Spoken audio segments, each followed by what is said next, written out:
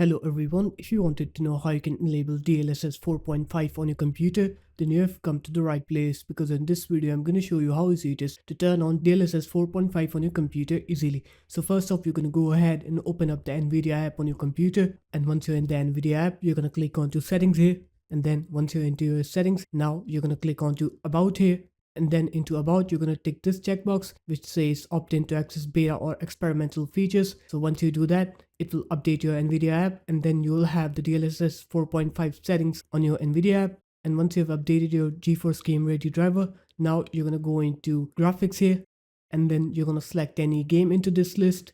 And once you select any game, now what you're going to do is you're going to scroll down on here at the right menu, and then you're going to find driver settings, and then you'll have DLSS override model presets here. You're going to click onto global use 3D app settings here, and then once you click on that, now you have two methods of how you can enable DLSS 4.5 on your computer. So the first one is the easier one. You're just going to click onto latest here, and then you're going to click apply, and then it will update your game with the DLSS 4.5 model. And now you can just run the game and you'll have DLSS 4.5 running on the game, or you can just go into custom here, and then you're going to go into super resolution. You're going to click onto latest here, and once you click onto latest, you have both of these presets, preset L and preset M. Both of these presets are DLSS 4.5, so you can just select any one of those presets, then click apply, and then run your game, and you'll see that you will have DLSS 4.5 on your computer now.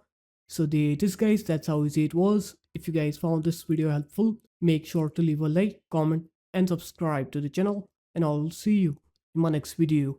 Peace.